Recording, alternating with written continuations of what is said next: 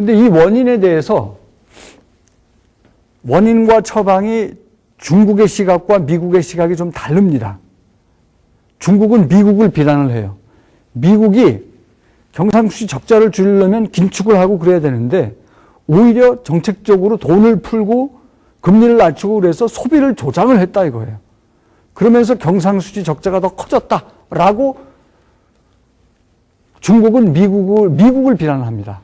근데 미국은 거꾸로 중국을 비난을 해요.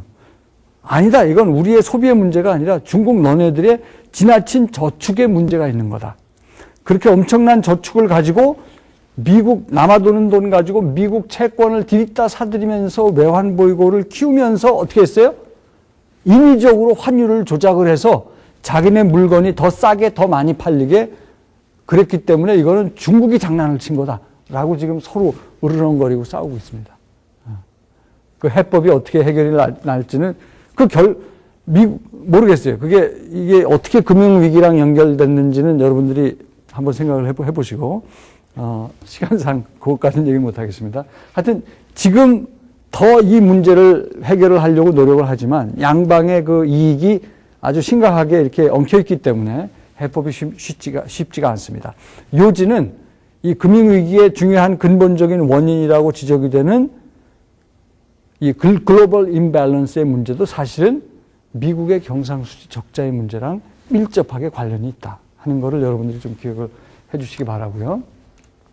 그 다음에 이제 또 조금 다른 얘기입니다. 이게 그 마지막 수업이기 때문에 그냥 또 중요한 토픽대로 이렇게 쭉쭉 얘기를 나가야 되기 때문에 환율 시스템이 기본적으로 고정 환율 시스템과 변동 환율 시스템이 있습니다. 고정 환율은 그 달러에 대한 환율을 이렇게 픽스를 딱 시켜 놓은 거예요. 변동 환율은 그걸 시장 원리에 맡기는 겁니다. 역사적으로 볼 때 2차 세계대전 이후 70년대 초반까지는 전 세계적으로 우리가 고정 환율 시스템을 채택을 했어요. 그런데 거기서 이제 문제가 좀 생겨가지고 70년대 이후로는 전 세계적으로 변동 환율 시스템으로 나아가고 있는 추세입니다. 그래서 지금 말씀드린 대로 2차 세계대전 이후 오랫동안 고정 환율 시스템을 우리가 취했었고 70년대 초까지 그 당시에 달러가 reserve currency 또는 anchor currency 우리나라 말로 기축통화 같은 말입니다. 기축통화 역할을 했는데 최근에는 금융위기도 있었지만 그 전에 이제 유로 같은 또 그 어떤 대안적인 통화가 나오면서 그 달러 위상이 지금 많이 약화된 그런 상태죠. 변동 환율 시스템은 시장의 원리에 맡기는 겁니다. 그 브레튼 우드 이 고정 환율 시스템과 관련해서 브레튼 우드 시스템이다.